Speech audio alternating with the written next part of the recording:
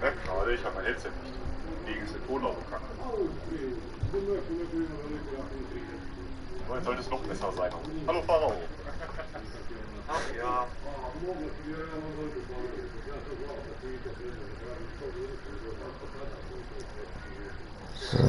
Rot und weiß. Ein Leben lang.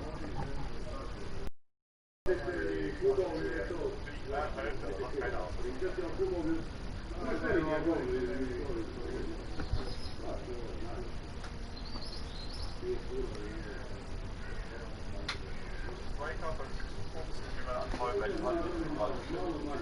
Das ist tatsächlich mit dem Schild. Mein Tick extrem dünn steht am Rücken, obwohl eigentlich das kann ich weiß sein. Und hier auf dem Rücken finde ich nice. Schön mit Captain America. Herzlich Captain America alles gewinnt. Okay, Jakob, ich nehme die Anfrage gleich an zwischen den Runden. Sei mir nicht böse.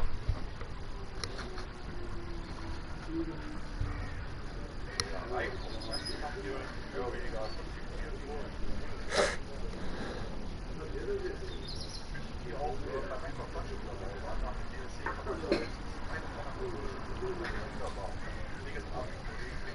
oh ja.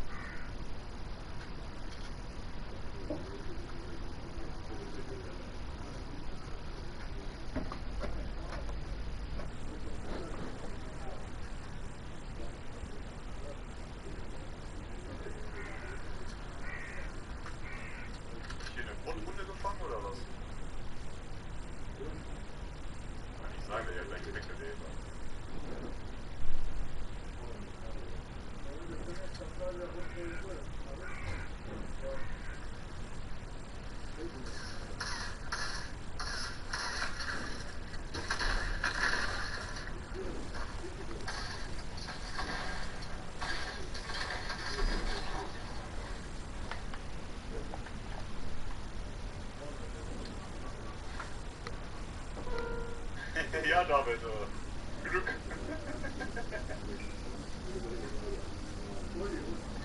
Super, wenn man ein riesiges Level ist, wenn man Customgames macht. Oh, kein Platz mehr. Okay.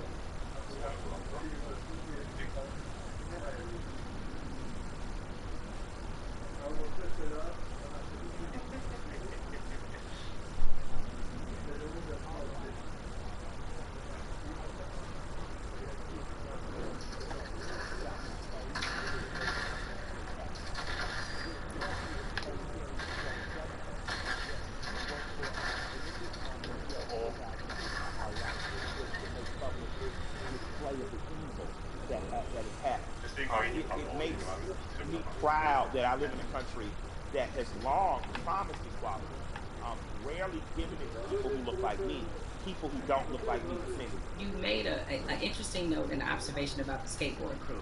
And I think anybody who's watching has noticed that it's not just black people who are out here protesting. No, it's not. It's a tapestry of people. It's a tapestry of people. The Amish. The Amish. Yes. Wasn't that crazy? I didn't know the Amish saw the news. I was thinking, who told them? Right? It was like, I was so impressed, though. I was so thankful. My heart was filled with joy.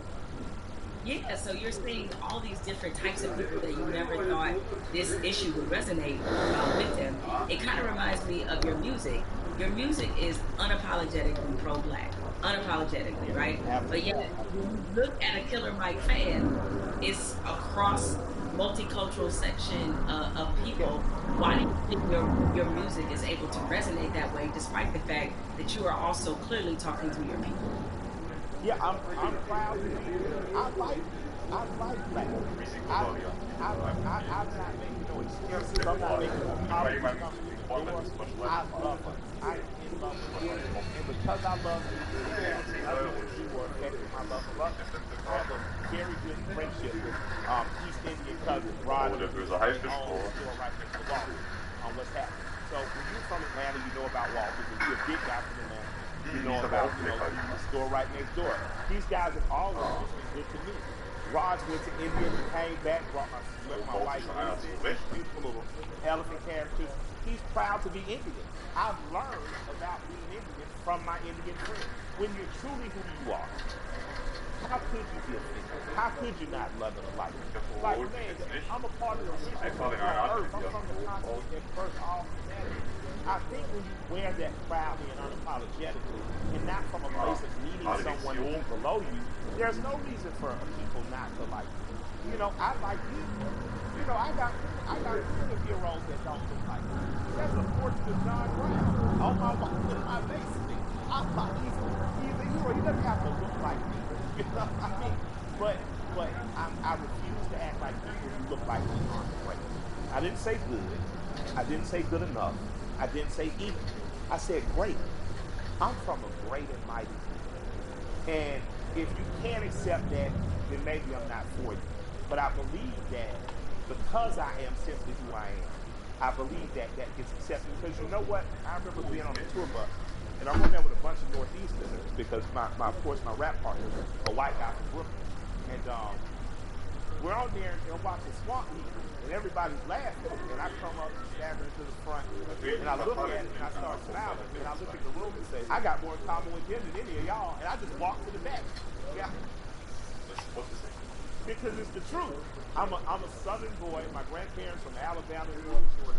I grew up more like people on those shows. So I think across cultural lines, across racial lines, people identify with me because I'm American. Hallo Sebi. You know what I mean? And I have special things. I'm not going to deny them special. You know, I'm a smart kid, went to Morehouse, had an understanding of cool stuff. I married a beautiful woman, that helps, you know. But I think that ultimately what resonates with people is that I'm a regular guy. One of my best friends in the world is a white guy from Brooklyn. So I think that people understand that I have the ability not to look past your race or ethnicity, not to look past who you are culturally, but to look at it and love it and learn from it without wanting to co-opt it or be it. What you're talking about in a very succinct and robust way is really allyship. And that's been a word that, yeah, you have a lot of, it sounds like you have a lot of really great allies that are in your life. Now in this moment, I've gotten the question constantly, I assume you have too, about how to be an ally. You know, what do I have to do? Right? I've had so many conversations with white people, like really good friends of mine in the last 2 weeks. So all right, guys, I appreciate your enthusiasm, but hold on a second. That being said, is that, you know, what would you say to somebody who wants to not only be a ally, but be a good ally? You want to be a good ally in this white corporation, white person with the means. That's a worthy ally. On the ground level, if you're just working hard every week, you don't know what to do, you're an electrician, you're a plumber, grab one young man who doesn't look like you, a young woman, and teach them that trade. That's ally. Okay, einfordern, nehme ich. If you got the big money, put it towards somewhere. But on a very Der Creator of Maxify ist die Folge habe ich letztes Mal gemacht. Mal gucken, vielleicht später irgendwann. Erstmal brauchen wir jetzt ein paar Runden. Lass eben die App starten. Also wir machen jetzt erstmal durch.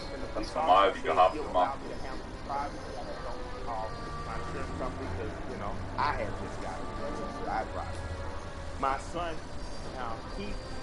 Kann auch jetzt hier so nebenbei. Okay, der Chat funktioniert noch nicht. Eigentlich sollten jetzt hier die Chats eingeblendet werden. Hey! Mal wieder so, muss ich nochmal ran. Also ich bin hier gleich so weit, Leute. Nein, stimmt, schaue ich schon zu, finde ich cool. Also Duos. Der Code ist eben Korn.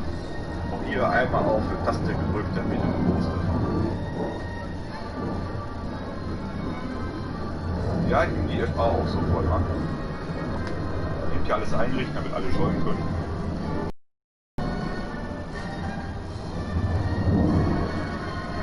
Oh, ich glaube, Korn kommt gerade. Haha, hier rausgeflogen.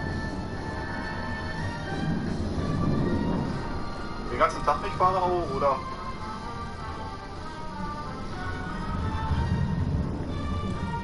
Hallo, die echte Melone. Könntest du mir PS4 so 20 € empfehlen? Hä? Ich verstehe nicht, was du willst. Wenn du eine PS4 für 20 € bekommst, sofort nehmen. Also gleich kommt Korn. Habe ich zumindest gemerkt. Also warten wir noch mal kurz einen Moment. In der Zeit mal hier eben Epic öffnen. Wer eure Freundschaftsanfrage annehmen kann. Spiele, ja. Coole Minecraft Dungeons, auf jeden Fall. Also bestes Spiel, preis-leistungsmäßig never. So, meine Freunde. Hallo, hallo, Abgent. Ist richtig ausgesprochen. Hallo, so, das war's dann auch schon wieder. Ja, Pep, lass mich denn. Einfach Laufschnitt unterstrich YT bei Epic, dann lass mich denn, kein Problem.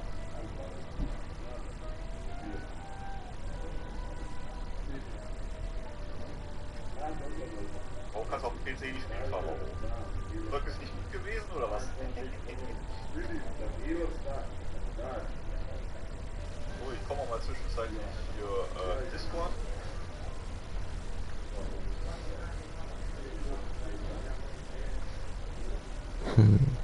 Hallo?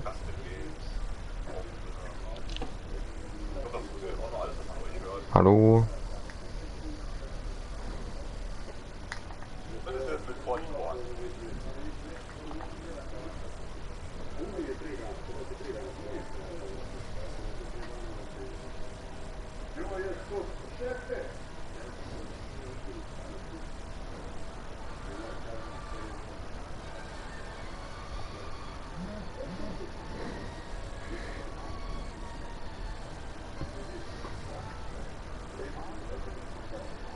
So gemein von deinem Onkel.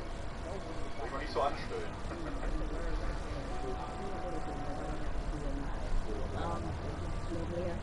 Mike, I have enjoyed this conversation like I enjoy every conversation with you.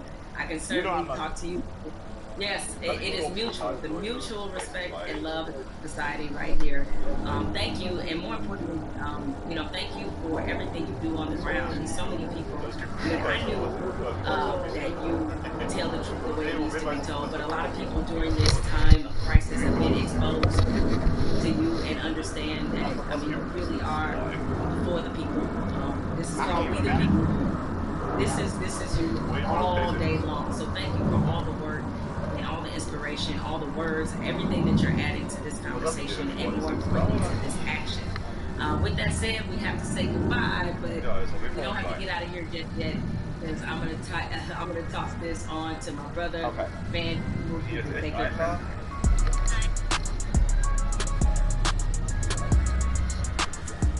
Jamel and I, we spent the past hour, we've been talking to Killer Mike, we've been talking to Lane Walteroff. We also got a chance to see that amazing video from Lil Baby. Jamel, what did you get from your conversation with Killer Mike? And more importantly to me, what do you make of this moment that we're in? The one thing you can always expect from Killer Mike is blunt honesty. I think that's why a lot of people look at him as a really credible voice right now. He's honest about what he knows and honest about what he doesn't know. So I think when you have those elements, that's going to always make for a pretty good conversation. I'm with you. I mean, this moment at the same time is welcome.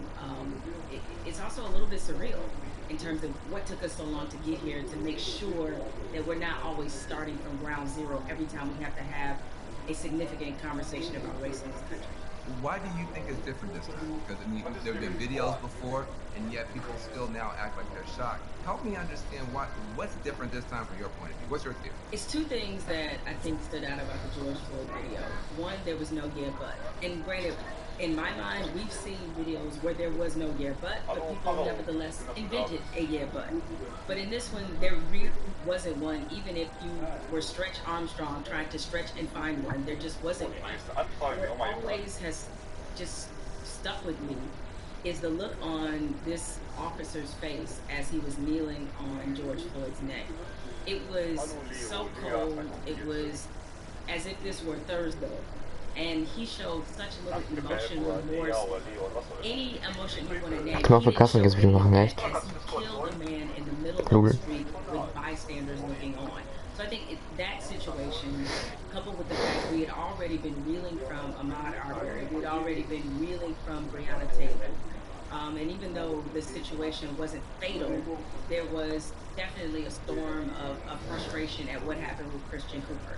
So this all together leads us to this moment where finally even the most adamant naysayers who wanted to pretend as if this wasn't a structural problem, what could they say? I mean, there was nothing else that could be said, and I think everybody who was already fed up decided now is the moment, now is the time. The world has slowed down because of COVID-19. If we are going to address this needs to happen now. I've never seen 20, 30 million white people asking black people for leadership. That's interesting because they start, well, what do you want me to do? And I'm like, well, I don't know. Google is a powerful tool. I don't know. I'm realizing now, though, that this is an honest question. How do you think that we as African Americans and our allies can rise to meet a moment like this and actually accept the fact that we may actually have a couple million new allies, and how do we deal with that? That's new for us. I'm glad you used the word leadership because there's a difference between us being put in a leadership position and us being put in an educational position. The educational part, we're long past, right? We don't want to be educating anybody else about race. We're not here to soothe you. We're not here to make you feel better. But leadership is something different. And it looks different depending on how you want us to take that leadership. Certainly, we are accustomed to being a voice on these issues. We're accustomed to setting the agenda. It's fine if we continue to lead in that direction. I think what we're looking for is, if this were, a relay race, we want to pass the baton, and we want you to be able to say, okay, here's what we've been feeling about this issue. Here's what needs to happen to change it. The other part of this race is that you got to be willing to run it just as hard and as fast as we are. Because if you're not, that's why we remain stuck in the flying pattern that we've been in for hundreds of years and decades as we've tried to reconcile this issue. So we have to figure out what is the most useful way of allyship. We see a lot of people throwing statements around. We see a lot of people throwing money around.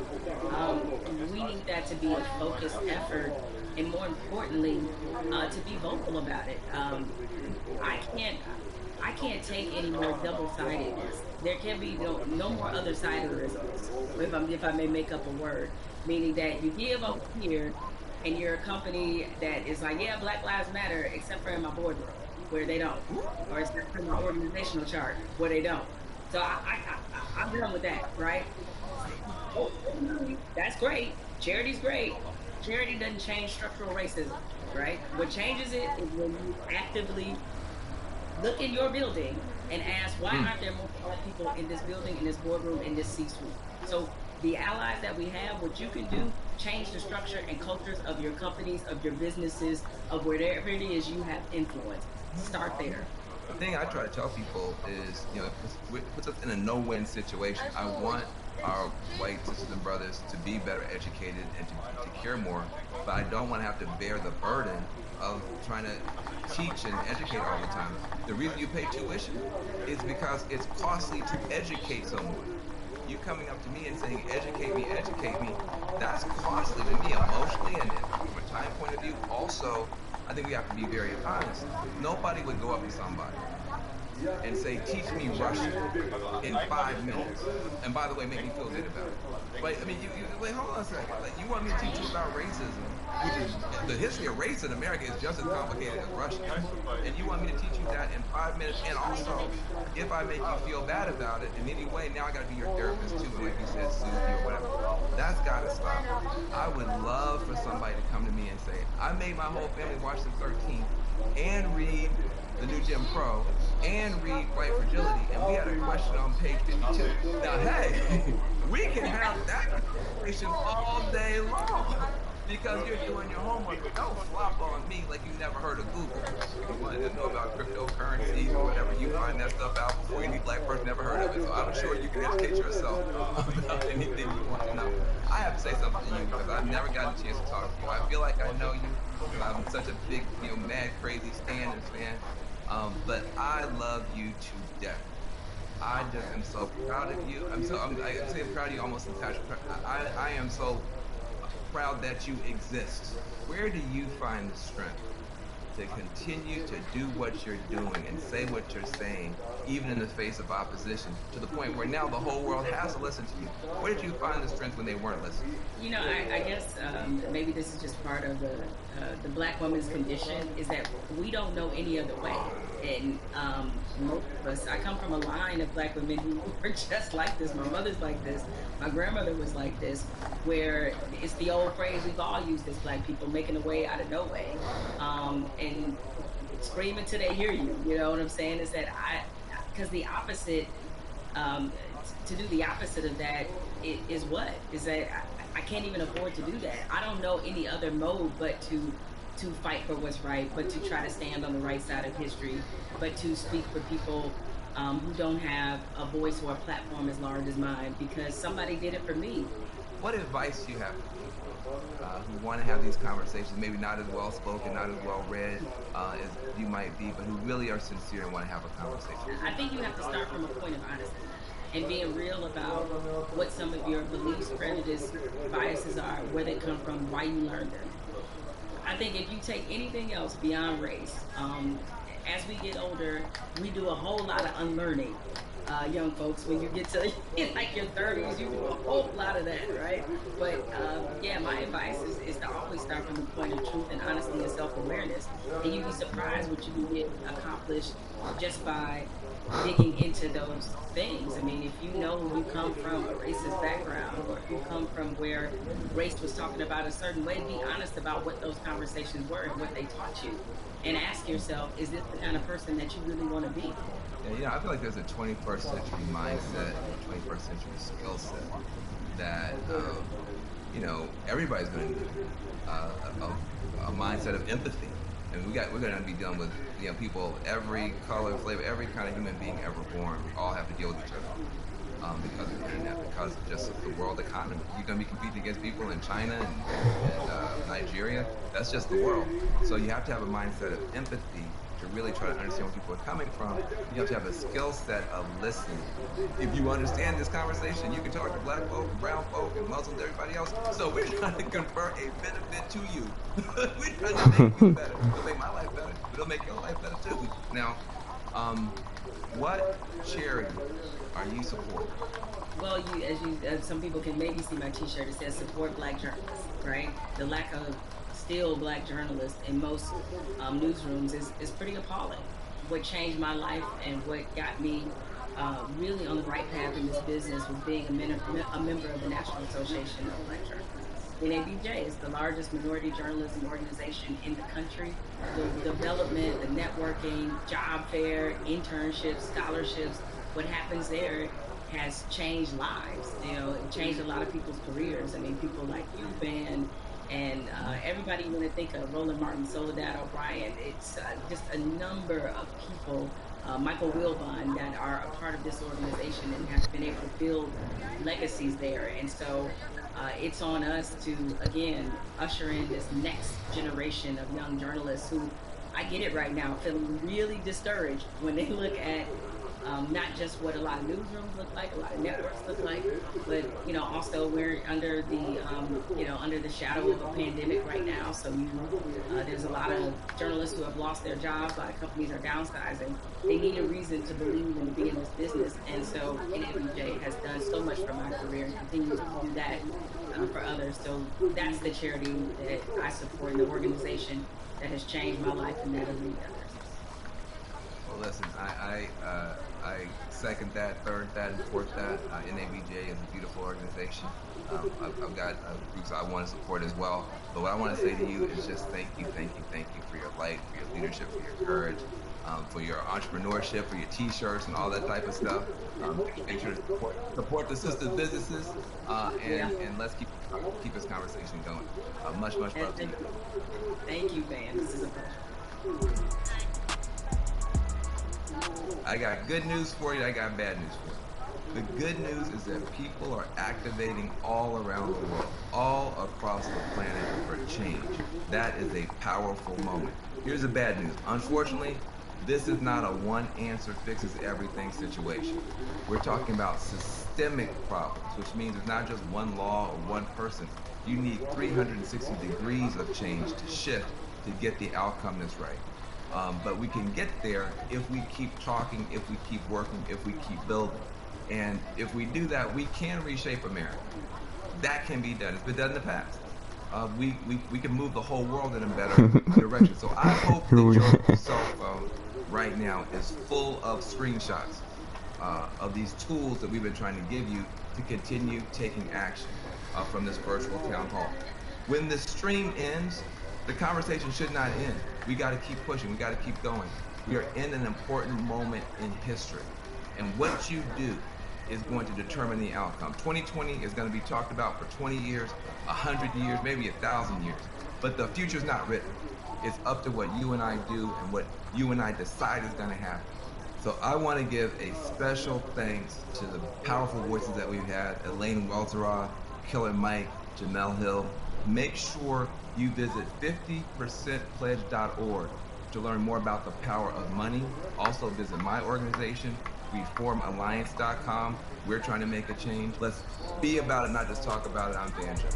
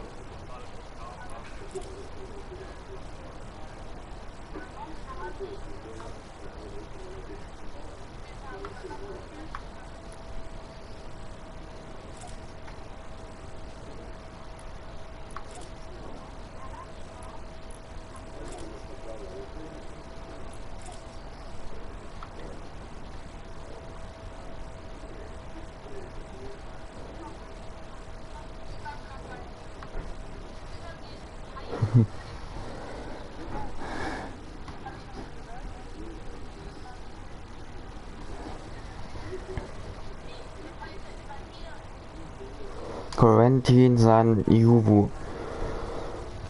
Yes. And you can subscribe me, please.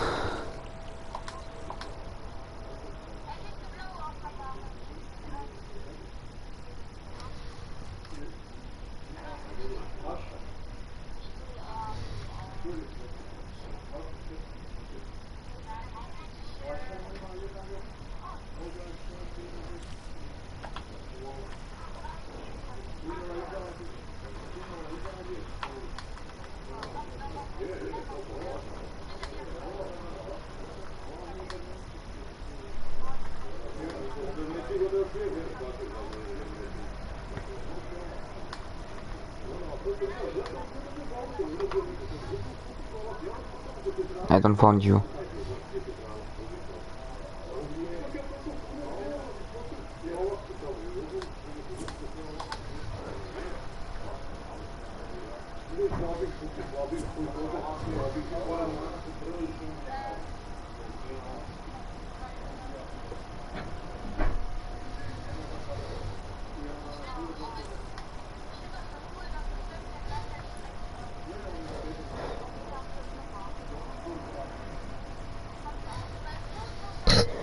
Felix, da war einfach nur die Präsentation.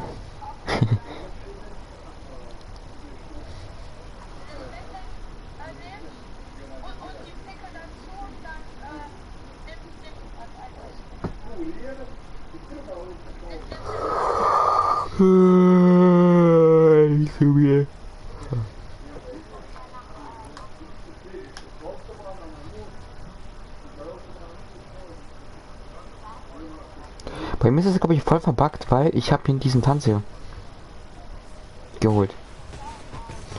Aber wenn man mich spinnt... Ah, jetzt ist er. Was vorher nicht da.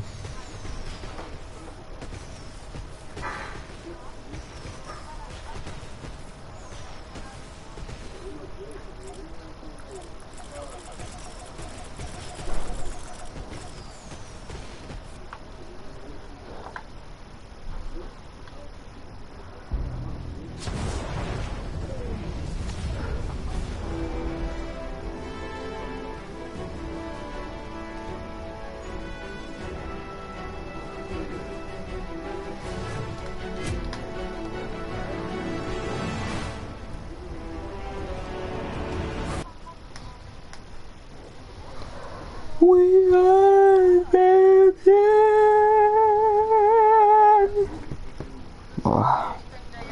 Warum bin ich nur so müde? Ja, ich beende den Stream. Kein Bock mehr.